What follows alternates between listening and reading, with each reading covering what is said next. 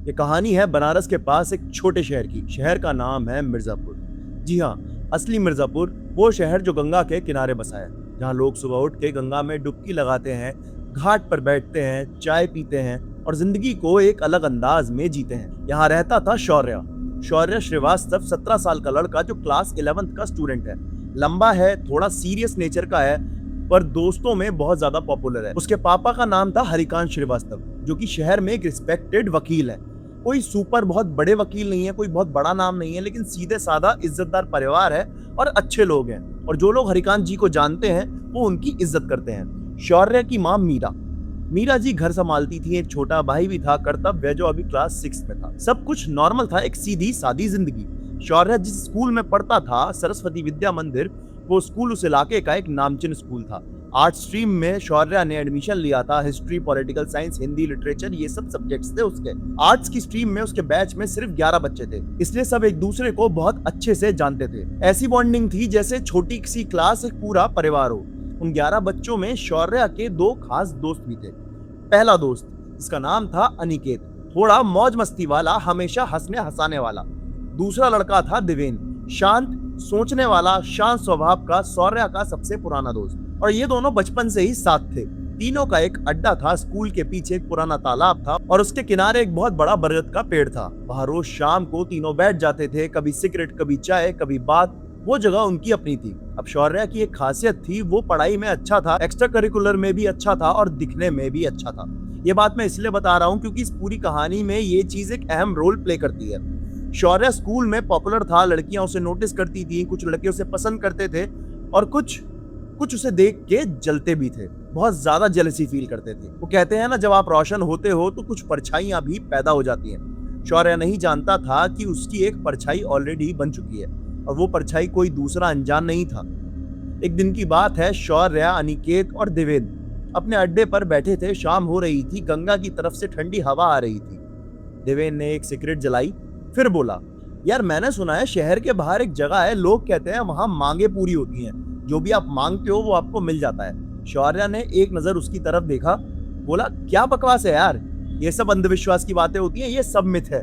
तो देवेन बोला, चल शर्त लगाते हैं, अगर मैं गलत हुआ तो मैं तुझे 1 हफ्ते तक कैंटीन में खाना खिलाऊंगा, और अगर मैं सही हूं तो तू मेरे साथ चल वहां। शौर्य हंसते हंसते बोल गया, डील भाई, मुझे पूरा यकीन है तू मुझे खाना ही खिलाएगा, चल अब चलते हैं वहां, देखते हैं। देवेन ने मुस्कुराते हुए हाथ मिलाया। अनिकेत ने दोनों को देखते हुए बोला, यार मुझे कुछ ठीक नहीं लग रहा है, ये क्या जगह है यार, क्या बात कर रहे हो तुम, कहाँ जाओगे तुम लोग, कैसी जगह होगी वो। देवेन बोला, अरे छोड़ यार, बस एक मजेदार ट्रिप होगा और कुछ नहीं। कुछ दिन बाद देवेन शौर्य के पास आया और बोला, चल आज जाना है। तो शौर्य बोला, आज कहाँ? अरे वहीं, वो जगह। शौर्य ने जरा सोचा, फिर बैग उठाया, बोला, ठीक है यार, चलो चलते हैं, देखेंगे क्या होगा। देवेन अपनी साइकिल चला रहा था, शौर्य पीछे बैठा था। अनिकेत नहीं आया, उसने साफ मना कर दिया था, बोला, मुझे अच्छा नहीं लग रहा है यार, मैं नहीं आऊंगा। ये बात शौर्य को बाद में याद आई। कोई 15-16 किलोमीटर शहर से बाहर निकले, पक्की सड़क चौड़ी, फिर कच्ची सड़क पे आए, चारों तरफ खुले खेत, एक छोटी सी नदी के किनारे पहुंचे। शौर्य ने पूछा, यार यहाँ कहाँ है कोई मंदिर, यहाँ कोई जगह नहीं दिख रही मुझे यार। देवेन ने साइकिल खड़ी करी, नीचे उतरा, नदी की तरफ इशारा किया, नदी पार करनी पड़ेगी। नदी पार करनी पड़ेगी? यार पानी कितना गहरा है? देवेन बोला, ज्यादा नहीं है, घुटने तक है, चलते हैं। दोनों ने जूते उतारे, पैंट को फोल्ड किया, नदी में उतर गए। नदी पार करने की कोशिश करी। दोनों तरफ एक उभरी हुई जमीन थी, उस पर चढ़ गए और वहां कोई फैंसी मंदिर नहीं था, कोई बड़ा स्ट्रक्चर नहीं था, एक पुरानी कब्र थी। उस पर लाल कपड़ा पड़ा हुआ था, कुछ फूल, कुछ अगरबत्ती के टुकड़े, पुराने बुझे हुए। शौर्य ने देवेन को देखा, यार ये तो कब्र है भाई। देवेन बोला, हाँ मैं जानता था, पर मैंने बोला था ना, ये मंदिर से भी ज्यादा पावरफुल जगह है। क्या मतलब पावरफुल? ये तो पागल हो गया है क्या तू?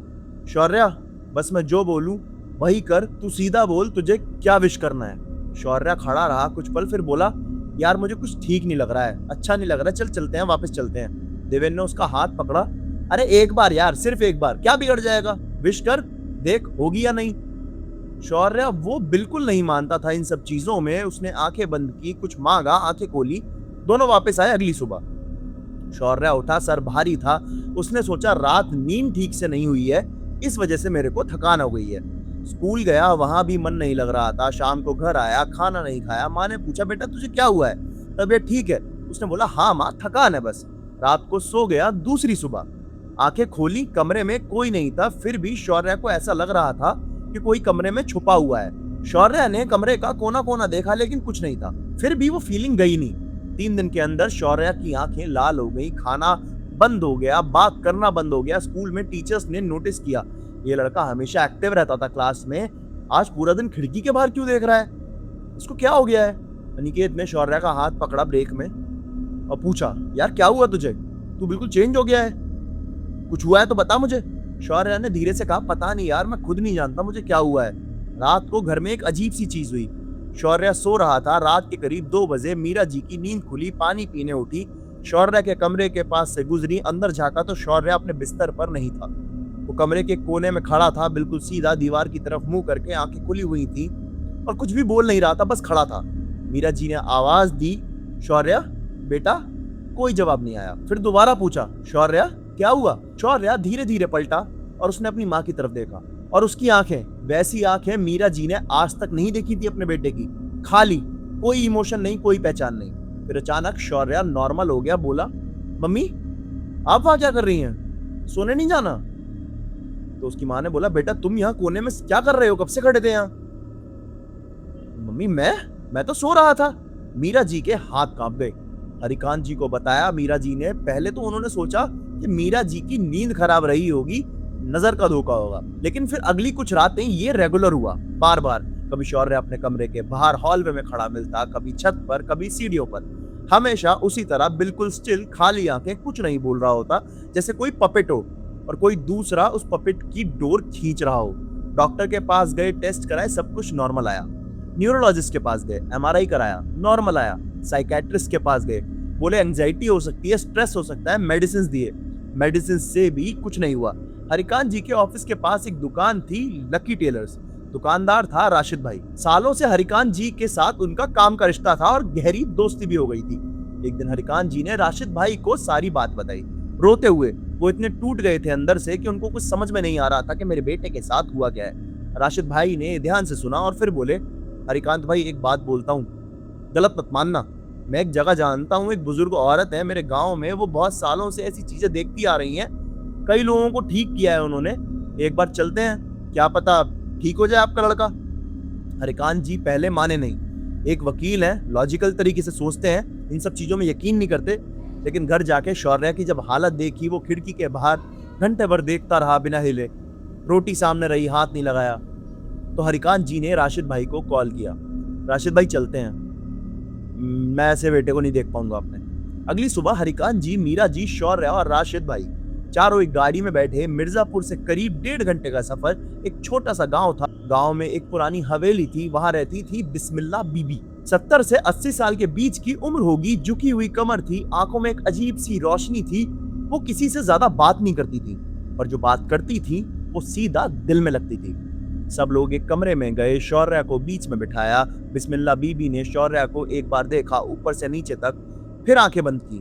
कुछ देर खामोशी रही, फिर उन्होंने कुछ पढ़ा धीरे धीरे, और फिर शौर्या का जिस्म हिलने लगा, हाथ अकड़ गए, सर एक तरफ झुक गया, आंखें पलट गई। मीरा जी चीखने लगी शौर्या को देख के, शौर्या बेटा, शौर्या, शौर्या। हरिकांत जी ने पकड़ा मीरा जी को, उन्होंने बोला, रुको रुको रुको, कुछ मत करो, रुको। बिस्मिल्लाह बीवी ने आवाज दी, कौन है, क्यों आया है यहाँ। और फिर शौर्या के मुंह से एक आवाज निकली, औरत की आवाज, गहरी, दर्दनाक, मैं यहाँ आई हूं, मुझे भेजा गया है। कमरे में बैठे सबके सब लोगों के सर सुन्न पड़ गए कि ये क्या हुआ। उन्होंने पूछा, किसने भेजा है। जिसने उसने भेजा है, उसने इस लड़के को मेरे पास उस रात। बिस्मिल्लाह बीबी ने उस आत्मा से घंटों तक बात की। रोते रोते मीरा जी ने एक बार आगे बढ़ के शौर्या को गले लगाया, बेटा, मेरा बेटा, छोड़ दो इसे, जो भी है छोड़ दो, प्लीज छोड़ दो, मुझे ले जाओ इसके बदले पर मेरे बेटे को छोड़ दो। शौर्या ने अपनी माँ को धक्का दे दिया और मीरा जी एक तरफ गिर गई, और उस आवाज ने कहा, तेरी 2 औलादें हैं, एक इस लड़के को ले जाना था, दूसरे को अभी छोड़ रही हूँ। हरिकांत जी का दिल बैठ गया। उन्हें समझ आया कर्तव्य भी खतरे में था। बिस्मिल्लाह बीवी ने काफी देर तक उस आत्मा से बात करी। शौर्या धीरे धीरे नॉर्मल हुआ, बेबस, थका हुआ और बिस्तर पर लेट गया। फिर बिस्मिल्लाह बीवी ने हरिकांत जी को एकांत में बुलाया और बोली, सुनो, इस लड़के के ऊपर किसी ने काला जादू कराया है, बहुत पुरानी और खतरनाक विद्या है ये। इसमें एक ऐसी आत्मा को बांधा जाता है जो अपनी मौत के वक्त बहुत ज्यादा दर्द में थी और उस दर्द को वो दूसरों पर निकालती है। इसके अंदर जो है वो बहुत ज्यादा ताकतवर है। इसने क्या किया है? किसने किया है इसके ऊपर? किसने इसके ऊपर किया? किसने कर दिया इसके ऊपर ऐसा? बिस्मिल्लाह बीबी ने एक लंबी सांस ली और बोली, इसके करीब का कोई जिस पर शौर्या को बिल्कुल शक नहीं था, जिसको ये अपना मानता था। हरिकांत जी ने पूछा, अब करें क्या? इसे कैसे ठीक करें? बिस्मिल्लाह बीबी बोली, इसे ठीक करने का एक तरीका है, पर वो तरीका सीधा नहीं है। कोई और ऑप्शन नहीं है आपके पास? कुछ दिन मुझे चाहिए, मैं कुछ साधना करूंगी, कुछ चीजें करनी पड़ेंगी, एक ताबीज बनाना पड़ेगा, खास ताबीज। जब तक वो ताबीज शौर्या के पास है वो महफूज रहेगा, पर अगर वो ताबीज कभी गया, कभी उतारा गया, एक पल के लिए भी, तो जो हुआ है वो फिर होगा और उस बार मैं कुछ नहीं कर पाऊंगी। तो उसके पापा ने बोला, हम करेंगे जो बोलेंगी आप, हम वो करेंगे। तो उन्होंने बोला, सुनो ध्यान से, अगले 3 महीने शौर्या को घर से बाहर मत निकलने देना, हमेशा कोई ना कोई उसके पास रहे, रात को कमरा बंद रखो और जो मैं देती हूँ, ये पानी, ये राख, ये रोज उसे लगाना और पिलाना, एक दिन भी मिस मत करना। वो लोग वापस गए। अगले 3 महीने शौर्या घर में बंद रहा, स्कूल नहीं गया। अनिकेत आता रहा मिलने, लेकिन देवेन वो एक बार भी नहीं आया, एक बार भी नहीं। अनिकेत ने एक दिन शौर्या के पास आके कहा, यार तूने कुछ नोटिस किया? देवेन कभी नहीं आया, एक फोन तक नहीं आया, एक मैसेज तक नहीं आया उसका, कुछ नहीं आया। शौर्या चुप रहा। इन 3 महीनों में शौर्या कई बार पोजेस हुआ, कई रातें वो आत्मा आई, कई बार चीखों से घर भर गया, सब जाग गए। कई बार मीरा जी रात भर शौर्या के बिस्तर के पास बैठ के रोई। कर्तव्य जो छोटा भाई था वो एक कोने में सिमट जाता था। उसे समझ में नहीं आता था कि घर में हो क्या रहा है, पर उसको बहुत डर लगता था। 3 महीने बाद बिस्मिल्लाह बीबी ने एक ताबीज भेजा राशिद भाई के हाथ से, काला धागा, ऊपर एक छोटी सी पोटली, अंदर कुछ था। राशिद भाई ने बोला, और शौर्या से कहो कभी मत उतारना। हरिकांत जी ने खुद अपने हाथ से वो ताबीज शौर्या के गले में डाला और धीरे धीरे हफ्ते गुजरे, शौर्या नॉर्मल होने लगा। खाना खाया, बात की, मुस्कुराया। एक दिन सुबह उठ के बोला, माँ आज चाय पीनी है तेरे हाथ की। मीरा जी वहीं रोने लगी। साल था 2014 का। शौर्या अब कॉलेज में था, लखनऊ में, लखनऊ यूनिवर्सिटी, बीए कर रहा था हिस्ट्री में। हॉस्टल में रहता था, जिंदगी फिर से नॉर्मल थी। देवेन का कोई पता नहीं था। स्कूल के बाद वो कहाँ गया किसी को नहीं पता था, ना उसने किसी से कांटेक्ट किया और ना ही कोई जानकारी मिली। अनिकेत और शौर्या अभी भी वो दोस्त थे, पर लखनऊ और बनारस की दूरी की वजह से सिर्फ ऑनलाइन व्हाट्सएप पे बात होती थी। 2017 में शौर्या की जॉब लग गई एक प्राइवेट फर्म में, इलाहाबाद में पोस्टिंग हुई, बिजनेस डेवलपमेंट का काम था। शौर्या इलाहाबाद शिफ्ट हो गया, हॉस्टल छोड़ा, एक शेयरिंग फ्लैट में रहा 2 कलीग्स के साथ। सब कुछ नॉर्मल था और एक दिन बॉस ने कहा, शौर्या कल तुझे कानपुर जाना है, एक क्लाइंट मीटिंग है, तू मॉर्निंग में निकल जाइयो। उसने बोला ठीक है सर। अगली सुबह शौर्या ने बैग उठाया, कपड़े बदले, नहा के तैयार हुआ और जल्दी में ताबीज का धागा जो काफी पुराना हो गया था, बार बार नहाने की वजह से, पानी पड़ने की वजह से, गले में रहने की वजह से काफी कमजोर पड़ गया था, नहाने के वक्त हाथ लगाने से टूट गया। ताबीज बाथरूम की शेल्फ पर ही रखा रह गया। शौर्या जल्दी में था, सोचा वापस आकर बांधूंगा और निकल गया। हाईवे पर ऑफिस की गाड़ी, ड्राइवर आगे, शौर्या पीछे बैठा था, लैपटॉप खोला, कुछ काम कर रहा था और अचानक ड्राइवर ने इमरजेंसी ब्रेक मारा, गाड़ी रोक दी। शौर्या आगे झुका, लैपटॉप गिरते गिरते बचा। उसने बोला, क्या हुआ भाई, गाड़ी क्यों रोक दी? ड्राइवर ने कांपते हुए कहा, वो आगे एक औरत थी सफेद कपड़े में, सीधे बीच सड़क पर खड़ी थी, बच गए, मर जाती वो। शौर्या ने आगे देखा, कोई नहीं था। अरे कहाँ है, कोई नहीं है आगे, सर मैं कसम खा के बोल रहा हूँ, एक औरत थी, मैंने देखा था। गाड़ी रुकी रही, दोनों कुछ देर चुप बैठे रहे, फिर गाड़ी दोबारा चली। कुछ किलोमीटर आगे चलने के बाद एक ट्रक अचानक उनकी लेन में आ गया। ड्राइवर ने स्टीयरिंग काटा, लेकिन वक्त नहीं मिला और धमाका हो गया। शौर्या की आंखों के आगे अंधेरा और फिर धीरे से होश आया। वो सड़क पर था, गाड़ी एक तरफ पलटी पड़ी थी, ड्राइवर दूसरी तरफ गिरा हुआ था, माइनर इंजरीज थी। शौर्या ने अपने आप को उठाने की कोशिश करी पर उठा नहीं पाया। कमर में इतना दर्द जैसे कोई तोड़ रहा हो। एक हाथ से घास पकड़ी, चिल्लाया, मदद करो, कोई है, मदद करो। राहगीर रुके, एम्बुलेंस बुलाई गई, हॉस्पिटल पहुंचाया गया, एक्सरे हुआ तो डॉक्टर ने बोला, तुम्हारी L3 L4 वर्टेब्रा में फ्रैक्चर है, सर्जरी करनी पड़ेगी। हरिकांत जी और मीरा जी इलाहाबाद पहुंच गए। हॉस्पिटल में बैठे हुए थे। मीरा जी ने शौर्या का बैग खोला कपड़े देने के लिए, एक तरफ कुछ ढूंढना शुरू किया और फिर अचानक से बोला, बेटा तेरा ताबीज कहाँ है, गले में नहीं है तेरे? शौर्या की आंखें भर आई। माँ, वो कल सुबह नहाने के टाइम पे धागा टूट गया था और मैं भूल गया और मैंने जल्दी जल्दी में था। मीरा जी वहीं बैठ के रोने लगी। वही हुआ बेटा, वही हुआ जो उन्होंने कहा था। शौर्या की सर्जरी हुई, 6 घंटे सर्जरी चली, रीढ़ की हड्डी में रॉड डाली गई, 2 महीने हॉस्पिटल में, फिर 4 महीने घर में बेड रेस्ट। पूरी जिंदगी पलट गई। जॉब गई, काम गया, वो 1 साल प्रैक्टिकली बिस्तर पर रहा। पर इस वक्त एक बात और हुई। राशिद भाई के जरिए बिस्मिल्लाह बीबी को खबर पहुंचाई गई। वो खुद इलाहाबाद आई, सफर करके, इतनी ज्यादा एज में। उन्होंने एक नया ताबीज दिया, खुद अपने हाथ से शौर्या के गले में डाला और बोली, अब मत उतारना कभी भी है, चाहे नींद में हो, चाहे नहाते हो, हटाना मत, हाथ तक मत लगाना। ये नया धागा काफी मजबूत है, टूटेगा नहीं जल्दी, पर ध्यान रखना। फिर उन्होंने भरिकान जी से अलग में बात की और बोली, मुझे पता था किसी ने ये कराया है। तो उन्होंने बोला, कौन, किसने कराया? तो बिस्मिल्लाह बीबी ने कहा, वो लड़का जो उसका दोस्त था, देवेन। हरिकान जी बैठे रहे। देवेन ने क्यों किया यार? वो तो शौर्या का दोस्त था। बिस्मिल्लाह बीबी बोली, दोस्त था और इसी वजह से कर पाया।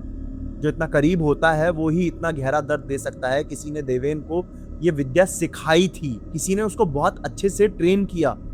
वो मैं नहीं जानती कौन था, पर उस कब्र तक शौर्या को वो खुद लेकर गया, कुछ किया वहां, कुछ छोड़ा वहां। ये सब उसने इसलिए किया क्योंकि, और फिर बिस्मिल्लाह बीबी एक पल के लिए रुकी और फिर बोली, क्योंकि शौर्य के पास वो सब कुछ था जो देवेन के पास नहीं था।